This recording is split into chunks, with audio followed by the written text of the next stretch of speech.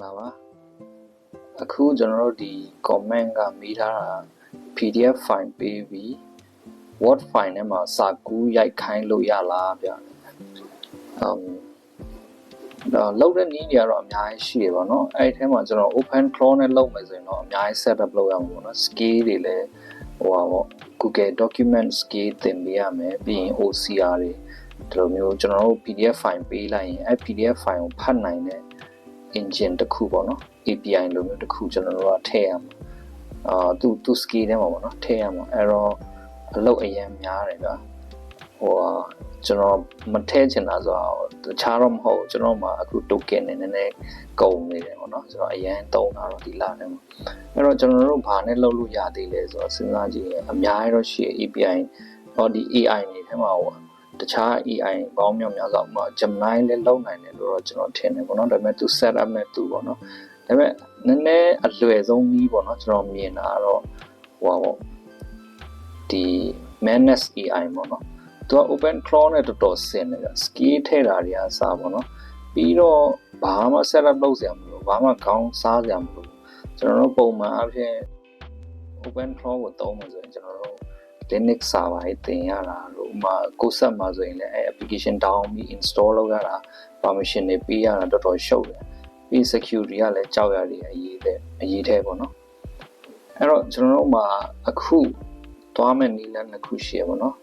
open claw သုံးမလားသုံးမဟုတ်ရင် Manus AI သုံးမှာပေါ့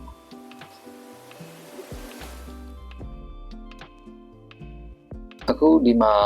open claw ကနည်းနည်း advanced ဖက်ရောက်တော့ကျွန်တော် Manus နဲ့တွားမယ်ပေါ့နော်ဟုတ်ပြီ Manus AI မှာလည်းနောက်ထပ်နှစ်ခုထပ်ကွဲသေးတယ်ကျွန်တော်တို့ API ပြစ်ပြီးမှGoogle Docs ကိုတွားရေးမလားသို့မဟုတ်ရင် browser ကိုထိန်းခိုင်းမလားပေါ့နှစ်မျိုးရှိတယ်ဒီသူ့ရဲ့ target ကကျွန်တော်ခုနကတော့တယောက်ရဲ့ comment အရဆိုကျွန်တော်တို့ document file နဲ့မှာတွားရေးပေးမယ်ကိုညွန်လိုက်တဲ့ AI ကအဲ့ထဲမှာတွားရေးမယ်ပေါ့နော်အဲ့ရေးပြီးတဲ့စာကိုကျွန်တော်တို့က docx ဒီ window မှာ document file နဲ့ပြန် down ချမယ်ပေါ့ရမရဆိုတဲ့ဟာစမ်းကြည့်မယ်ပေါ့နော်အဲ့တော့ကျွန်တော်တို့ဒီ open claw ကိုမေးလိုက်မယ်ဒီ video မှာကျွန်တော်ဘာကြောင့်မလုပ်တာလဲဆို setup ပဲအများကြီးလုပ်ရမှာလားတကယ်လို့ browser နဲ့တွားမယ်ဆိုရင်လည်း open claw မှာ relay ဆိုတဲ့ဟာချိန်ရတာမျိုးတွေရှိရဲ token လည်းအရင်ကုန်တယ်ပေါ့နော်အဲ့တော့ကျွန်တော် Manus AI နဲ့တွားမယ်ပေါ့နော်အဲ့တော့ Manus AI နဲ့ကျွန်တော်တို့ဘယ်လိုလုပ်လို့ရလဲဆိုတော့ Google Document API ကိုတွားပြစ်ပြီးမှစာရေးခိုင်းလို့ရတယ်ဒါပေမဲ့အဲ့ဒီဟာရဲ့အားနည်းချက်ကဘာလဲဆိုတော့ကျွန်တော်တို့ဒီ API ကိုကျွန်တော်တို့က set up လုပ်ရမှာဗျာကိုယ့်ရဲ့ server မှာ set up လုပ်တာပဲဖြစ်ဖြစ် Manus AI နဲ့ပဲလုပ်ခိုင်းတာမျိုးလည်းလုပ်လို့ရတယ်ပေါ့နော်အဲဆိုရင်အရင် token တွေအများကြီးကုန်မယ်အဲ့တော့အဲ့နည်းကိုကျွန်တော်မကြိုက်ဘူးအဲ့တော့ကျွန်တော် browser ကိုတခါတည်းထိန်းပြီးမှတွားရေးခိုင်းမယ်တဘောဒီ Google Docs file ကိုတော့ဖွင့်ပြီးတော့အဲ့ထဲမှာစာရေးဆိုတော့ browser ကိုထိန်းခိုင်းတဲ့နည်းနဲ့တွားမယ်အဲ့ဒါဆိုရင်ကျွန်တော်တို့ API key တွေ generate လုပ်စရာမလိုဘူးဘာမှလည်းတိတ်ပေါ့နော်အများကြီးတိတ် setup လုပ်စရာမလိုဘူးပေါ့နော်အဲ့တော့ကျွန်တော်တို့တစ်ချက်တွားမယ်ကျွန်တော်တို့ဒီမှာကျွန်တော်လုပ်ထားတဲ့ PDF file လေးတစ် file ရှိတယ်အဲ့ file ကိုကျွန်တော် download ဆွဲလိုက်မယ်အဲ့ဆိုရင် transform ဆိုတဲ့ဟာလေးလုပ်လိုက်မယ်ကျွန်တော် portrait တွားမယ်ပြီးတော့ margin ကို default ပဲပေးထားလိုက်မယ်ဟုတ်ပြီ okay ကျွန်တော် video လေးဝဖြစ်နေတာကျွန်တော် save လိုက်မယ်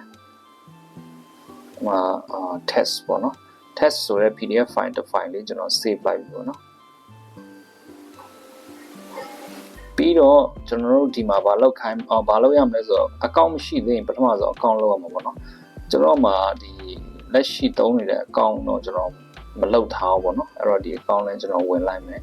ပထမဆုံးဝင်တာဖြစ်တဲ့အတွက်ကျွန်တော် credit 300ရမယ်ပေါ့နော်300ဆိုအများကြီးသုံးလို့ရတယ် query ပေါင်းကျွန်တော်ထင်တယ်450အချက်450လောက်တော့ run လို့ရမယ်ထင်တာပဲဟုတ်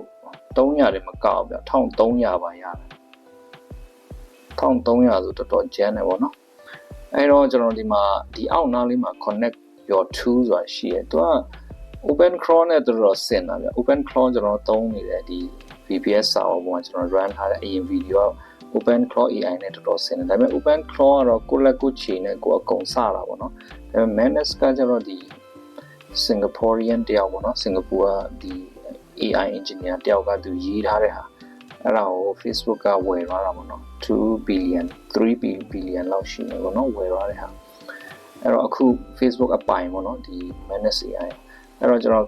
custom API မှာလည်းထည့်လို့ရတယ်ကျွန်တော်တို့ခါတိုင်းလိုမျိုးပဲ scale လိုမျိုးပေါ့နော်ကျွန်တော် open chrome မှာလိုမျိုးပဲဒီနေရာမှာကျွန်တော် scale ထည့်လို့ရတယ်ကိုယ့်ရဲ့ကိုယ်ပိုင် scale ထည့်မယ်ဆိုရင်ဒီမှာ icon ထည့်လို့ရတယ်နာမည်ထည့်လို့ရတယ်ပြီးရင်သူ့ဘာလောက်ခိုင်းမလဲဆိုတဲ့စာလေးရေးမယ် key တွေထည့်မယ်အဲ့လိုပုံစံတိုင်းသွားလို့ရတယ်ဒါပေမဲ့ကျွန်တော်ဒီနေရာမှာ API အနေနဲ့မပြတ်တော့ဘူးကျွန်တော်ခုနက run diagram မရဆိုရင်ကျွန်တော် browser ကိုတိုက်ရိုက်ထိန်းခိုင်းမယ်အဲ့တော့ဘာသုံးလို့ရလဲဆိုတော့အဲ့ဒီမှာ MCP မှာMCP မှာမဟုတ် app မှာတင်ရှိတယ်ဗျ browser လို့ရိုက်လိုက်ခုနကတော့ထိတ်ဆုံးမှာတော့တွေ့နေ my browser ပေါ့နော်အဲ့တော့ကိုယ့်ရဲ့ browser ကိုထိန်းခိုင်းမယ်ပေါ့နော်အဲ့ဆိုရင် connect လုပ်လိုက်မယ်ဒီဟာပေါ့နော်sorry ကျွန်တော် browser ကျွန်တော် security risk ရှိတယ်ဒီ browser ထိန်းခိုင်းတာနဲ့နောက်ထပ် browser တစ်မျိုးထိန်းခိုင်းတာရှိတယ် playwright ဆိုတာရှိတယ်ကျွန်တော်ဒီ playwright ကိုပဲသုံးလိုက်မယ် playwright ရဲ့သဘောကဘာလဲဆိုတော့ကျွန်တော်လက်ရှိ browser ကိုထိန်းတာမဟုတ်ဘူးဟိုဘက်ပေါ့သူ့ရဲ့ Ubuntu server ပေါ့နော်သူဒီ Manage AI run နေတဲ့ server ထဲက browser ကိုပေါ့အဲ့သဘောမျိုးသုံးခိုင်းတာပေါ့နော်အဲ့တော့ဒီ playwright သုံးခိုင်းလိုက်တာ ਨੇ သူဒီအဲ့ Ubuntu ထဲမှာ run နေတဲ့ playwright ကိုrun နေတဲ့ဒီ browser ကိုထိန်းမှသူအလုပ်လုပ်မှာပေါ့အဲ့တော့ကျွန်တော် connect လုပ်လိုက်မှာပေါ့နော်ချက်ချင်းပဲ successful ဖြစ်သွားတယ်ပေါ့နော်အဲ့တော့ကျွန်တော် try it out လုပ်မယ်ဆိုရင်စမ်းကြည့်လို့ရတယ်သူ့ကိုဘာလုပ်ခိုင်းမလဲပေါ့နော်အဲ့တော့ playwright ဆိုတဲ့ဟာတော့အမြဲတမ်းရေးပေးရမှာအဲ့ဒါသုံးပြီးဆိုတော့ကျွန်တော် document define တော့ကျွန်တော်လုပ်လိုက်မယ်ဗျာကျွန်တော်ဒီမှာဘာ file ရှိအောင်ကျွန်တော် Sona test လုပ်ထားတဲ့ document file define ရှိတယ်ဟုတ်ပြီဒီထဲမှာ hello world ဆိုတဲ့စာရှိတယ်ခုန YouTube comment အရာဆိုရင်ကျွန်တော်ဒီ file ထဲမှာ AI ကိုလာရေးခိုင်းမယ်ကိုယ်တိုင်လာမြည်ရောနော်ဖွင့်ထားမှာပေါ့နော်ဒါပေမဲ့ browser နေလာခိုင်းတာဖြစ်တဲ့အတွက်ကျွန်တော်တို့ဒီပေါ့သူ့ကို permission ပေးမှရမှာသူနည်းရှိရပေါ့နော်ခုန playwright သုံးတဲ့အတွက်သူ့ကို permission ပေးမှရမှာဘာလို့ဆိုတော့ဟို Ubuntu သူ့ရဲ့ server Ubuntu ကနေဒီကိုလာမှာဆိုတော့ဘယ်လိုမှဝင်နိုင်မှာမဟုတ် Google ပိတ်ထားမှာတကယ်လို့ my browser အနေနဲ့ကျွန်တော် browser အနေနဲ့ထိန်းမယ်ဆိုတော့ဒီကိုချက်ချင်းလာလို့ရတယ်ဘာမှ permission တွေပေးစရာမလိုဒီ browser ထဲကနေဖွင့်ပြီးသူရေးသွားမှာဒါပေမဲ့ဒီနေရာမှာကျွန်တော်ကpermission ပေးလိုက်မယ်အဲဆိုရင် share လုပ်လိုက်မယ်ပေါ့နော်မလုပ်ရသေးတဲ့လူကျွန်တော်တိုင်းလိုက်လုပ်မယ်ဆိုရင်ဒီနေရာမှာ permission အရင်ကြီးကြီးတယ် editor ပေးမယ်လူတိုင်းလာပြီးမှ edit လုပ်လို့ရတယ်ဆိုတော့ဟာမျိုးလုပ်ပြရမှာပေါ့နော်ဒါပေမဲ့မှတ်ထားဖို့ကတကယ်လို့ကျွန်တော်တို့ဒီ process အလုပ်ပြီးသွားပြီဆိုရင်ဒါလေးခဏပြန်ပိတ်လိုက်ပေါ့နော်ဘာလို့ကျွန်တော်ဒီလိုလုပ်ရလဲဆိုကျွန်တော် API မသုံးချင်လို့နံပါတ်1တစ်ချက်ပြီးတော့ဟိုဘက် Ubuntu server နဲ့သူ playwright သုံးပြီးဒီထိလာရေးဖို့ဆိုတာကျွန်တော်တို့ကသူ့ကိုပေးရတာလေနော် link တစ်ခုပဲပေးတာလေ API key မှမပေးတာအဲ့တော့သူအဲ့ link ကိုဝင်ပြီးလာရေးရမှာဆိုတော့လုံးဝဖွင့်ထားပေးရမယ် editor mode ပေးထားမှာပေါ့နော်အဲ့တော့ကျွန်တော် done copy ကူးလိုက်မယ် link ကိုဒါဆိုရင်ကျွန်တော် permission ဖွင့်ထားလိုက်ပြီပြီးတော့ကျွန်တော်တို့သူ့ကိုတွားရေးခိုင်းမှာပေါ့နော်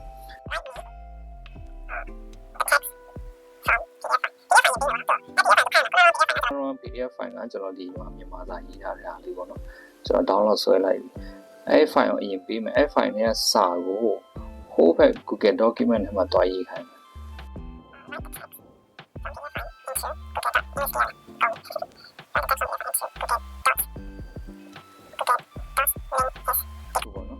ကျွန်တော်တို့ပေးထားတဲ့ link ဒီ link လေးသူဝင်လာရင်မှလာရေးမယ်ပေါ့နော်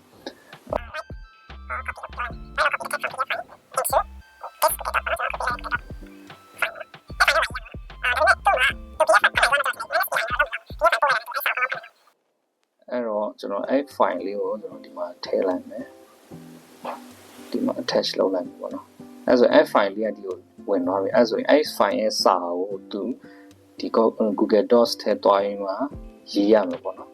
အဲ့အပြင်ကိုကျွန်တော်တို့ပို့ပြီးမှတေချအောင်ကျွန်တော်တို့ playwright ကိုသုံးခိုင်းလိုက်မယ် write and or copy the text from PDF file into document file this document file by using playwright THT right playwright 2အဲ့လိုပဲပြောလိုက်မယ် MCP လား video 2လားတော့ကျွန်တော်သိတော့မှတ်ပြီအဲ့လိုပဲရေးလိုက်မယ်เนาะအဲ့ဆိုရင်ရမရကျွန်တော်တို့တစ်ချက် run ကြည့်အောင်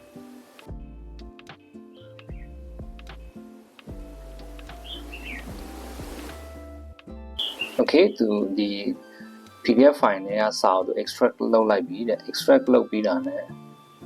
အခုအရင်ဆုံးမလုပ်လဲဆိုတော့ F file ကိုသူ upload လုပ်တယ်ပေါ့နော်အဆင့်ကတစ်ဆင့်ပို့တော့ပေါ့ကျွန်တော်ဒီ PDF file ကိုဖတ်ခိုင်းတော့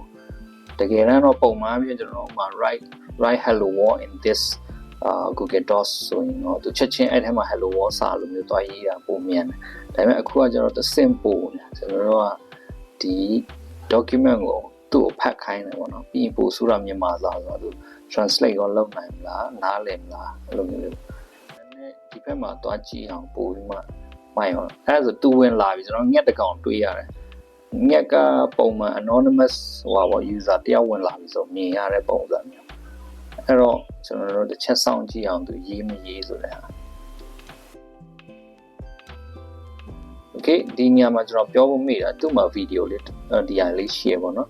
သူက open cloud ထက်နည်းနည်းမိုက်တာဆိုမှ